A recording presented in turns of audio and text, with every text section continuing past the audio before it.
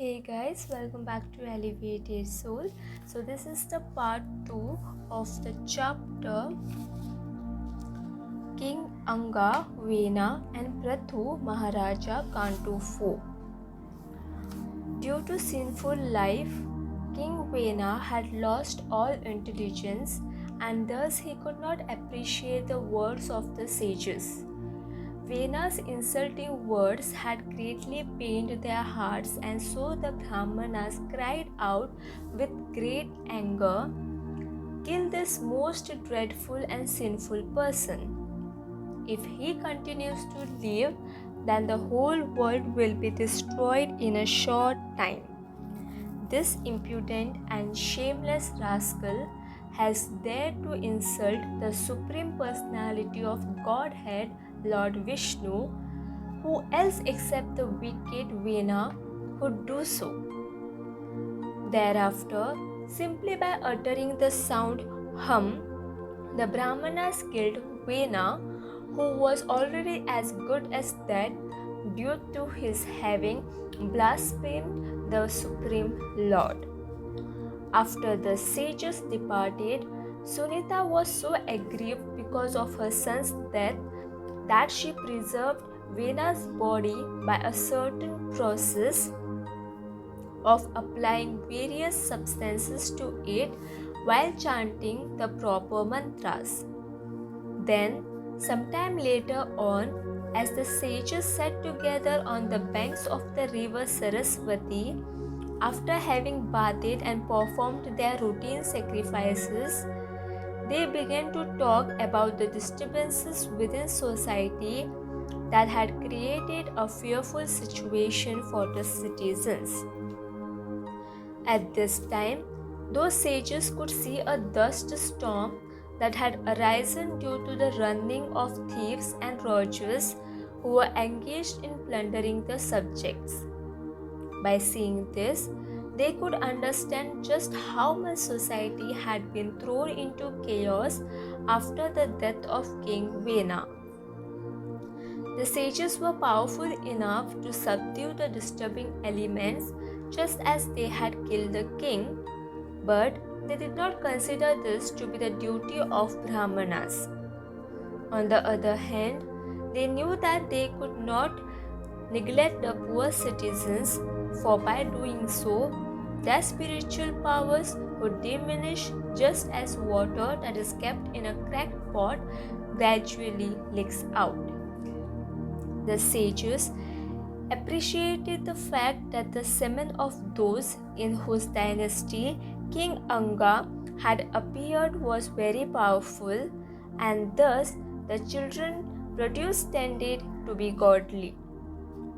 Thus concluding that Anga's family line should not be stopped, they took King Vena's dead body and by churning its thighs very forcibly, a dwarfish person named Bahuka was produced. Bahuka had a complexion as black as a crow's, and he had short limbs, a large jaw, reddish eyes, and copper-colored hair.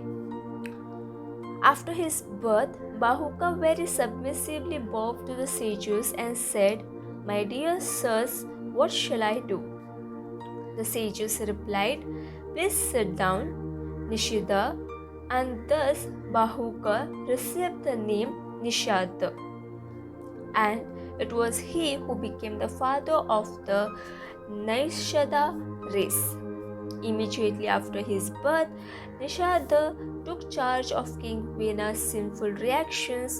For this reason, the Nishada class is always prone to sinful activities such as stealing and hunting, and because of this, they are only allowed to live in the hills and forest. Thereafter, the sages churned the two arms of Vena's purified body, and as a result, a male and a female couple was produced. With great pleasure, the sages declared this male is an empowered incarnation of Lord Vishnu named Prthu, and the female is an expansion of the goddess of fortune named Archi. Prthu Mahārāja will become the foremost of kings, and in the future, Archi will accept him as her husband. As the Brahmanas praised King Prthu, the Gandharvas also began to sing of his glories, while the Siddhas showered flowers from the sky and the Apsaras danced in ecstasy. The sounds of conch shells, bugles, and drums resounded in the sky as the demigods, forefathers, and celestial sages descended to earth from the higher planetary systems.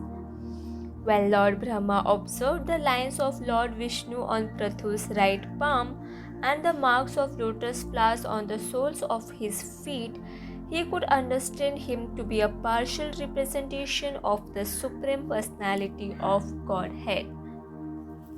While the Brahmanas arranged for Prthu Mahārāja's coronation, the rivers, seas, hills, mountains, serpents, cows, birds, animals, heaven and earth, as well as all other living entities, collected presentations according to their ability and offered them to the king.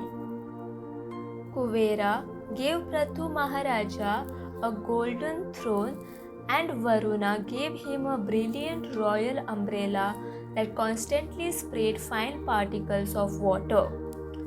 Vayu gave the king two cameras, and Dharma presented a garland that would expand his fame. Indra gave King Prthu a valuable helmet, and Yamraja gave him a scepter for ruling the world. Lord Brahma presented the king with a protective garment that was made of spiritual knowledge, and Lord Brahma's wife Saraswati, who is also called Bharati, gave King Prthu a transcendental necklace.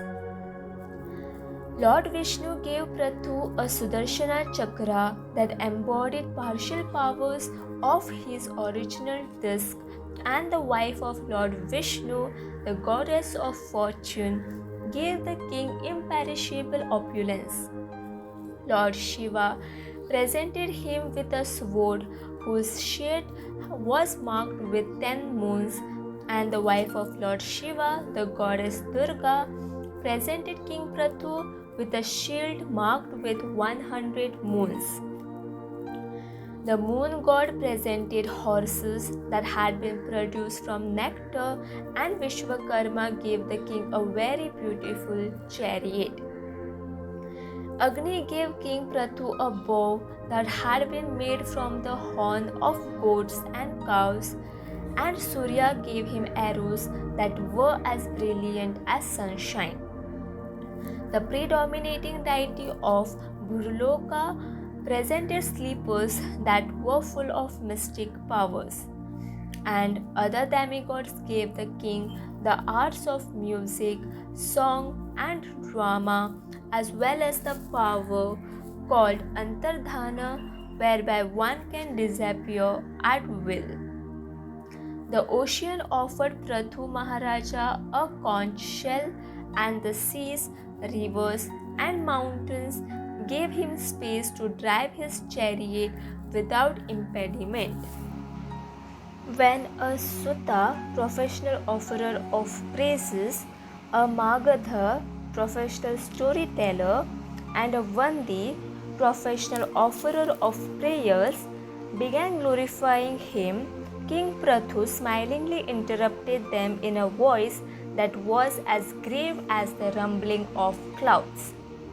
Prthu Mahārāja said, "O reciters, the godly qualities that you have spoken of have not yet become manifest in me, and so you should not yet praise me so highly. When, in due course of time, the qualities you have spoken of are actually exhibited by me, you can offer such prayers.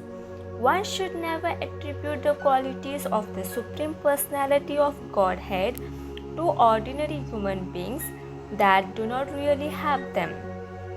How could an intelligent man who is competent enough to possess such exalted qualities, allow his followers to praise him when he has not yet developed them. When one praises a man by saying, "If only you had become educated, then you might have become a great scholar," it is simply a cheating process. The foolish person who agrees to accept such praise does not know that these words simply insult him. Just as a person with a sense of honor does not like to hear about his abominable actions, so a person who is very famous and powerful does not actually enjoy hearing himself praised. I have not yet performed any praiseworthy activities, and thus it is not befitting for you to glorify me so highly. This humble and nectar-like speech pleased the professional reciters very much, but they were not about to give up glorifying King Prthu. Having been instructed by the great sages present there, they continued praising Prthu Mahārāja because they were confident that he was a bona fide incarnation of the Lord. While describing Mahārāja Prathu's future activities, the reciters said, "Dear King, since you are an empowered incarnation of the Supreme Personality of Godhead, it is not possible for us to glorify you adequately. However, because we have a transcendental taste for doing so, we shall try to praise your character according to the instructions we have received from the great Vedic authorities. This King Prthu will be as powerful as the sun god. Just as the sun god distributes his sunshine to everyone, Prthu Mahārāja will give his mercy equally to all. Just as the sun god evaporates water for 8 months during the year and then profusely sends it forth during the rainy season, King Prthu will exact taxes from the citizens and then return the wealth during times of need. Prthu Mahārāja will always be tolerant and forgiving. When there is drought, this king will supply rainfall just like Indra. The affectionate glances from his smiling moon-like face will enhance everyone's peaceful life. But no one will be able to understand his policies or the condition his treasury for his activities will be very confidential. King Prthu will be able to see all the internal and external activities of the citizens, but due to his pity, he will remain neutral from when dealing with even his enemy or son. If an enemy is not guilty, Prthu Mahārāja will not punish him, and if his son is guilty, he will immediately punish him. Being pleased by his activities, the citizens will accept him as their ruling king with great satisfaction. King Prthu will respect all women as if they were his own mother and will treat his wife as if she were the other half of his body. He will be just like an affectionate father to the citizens, and he will consider himself to be the most obedient servant of the Brahmanas and devotees. The reciters went on to describe the prominent events in Mahārāja Prathu's upcoming life, and when they finished speaking, the king worshipped them very respectfully and rewarded them with gifts. Prior to the appearance of King Prthu, there had been a great scarcity of food grains, and thus the citizens had become emaciated due to starvation. At the time of Mahārāja Prathu's coronation, the subjects took the opportunity to approach him. The people submitted this petition: "My dear king, Just as a tree gradually dries up when there is a fire in the hollow of its trunk, so we are withering away due to the fire of hunger in our stomachs. You are the protector of surrendered souls, and so we have come to your shelter. Please give us occupational engagements and then satisfy our hunger by the proper distribution of food grains, lest we soon die of starvation. After hearing the citizens' anxious pleas and seeing their pitiable condition, King Prthu contemplated the problem for a long time to see if he could find out the underlying causes. At last, Prthu Mahārāja concluded that the lack of food was not caused by the people's unwillingness to work, but rather it was due to the fact that the earth itself was not producing sufficient grains. With this in mind, Prthu Mahārāja took his bow and aimed a powerful arrow at the earth. When Bhumi, the goddess of the earth, saw that King Prthu was prepared to kill her, she became so frightened that her entire body began to tremble. After taking the form of a cow, she quickly fled, and upon seeing this, King Prthu became so angry that his eyes began to glow like the rising sun. After placing his arrow upon the bowstring, Prthu Mahārāja began chasing the cow-shaped earth wherever she went. In this way, Bhumi ran here and there in outer space between heaven and earth.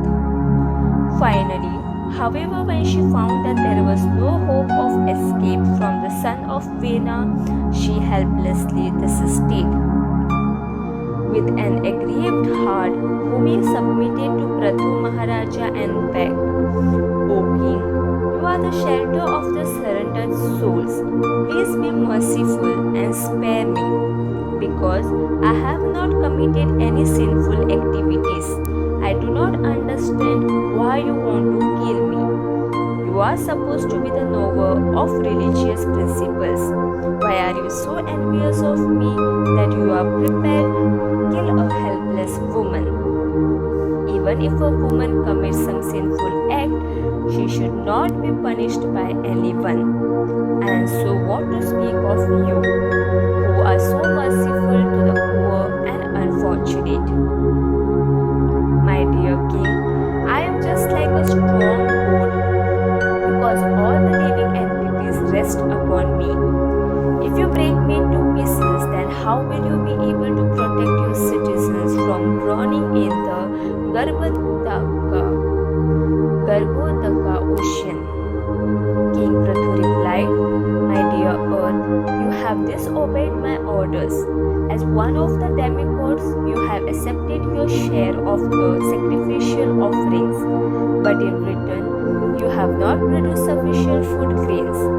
Although you are eating green grass daily, we are not filling your udders so that we can utilize your milk. You have willfully committed this offense, and so I must kill you. You have lost your good intelligence, and so, despite my order, you do not deliver the seeds of herbs and grains that had been created by Lord Brahma and are now being hidden within you. Because of this, I will take my arrows, and after cutting you to pieces, I will satisfy the hungry citizens with your flesh." The next part will be continued in the next video. Thank you.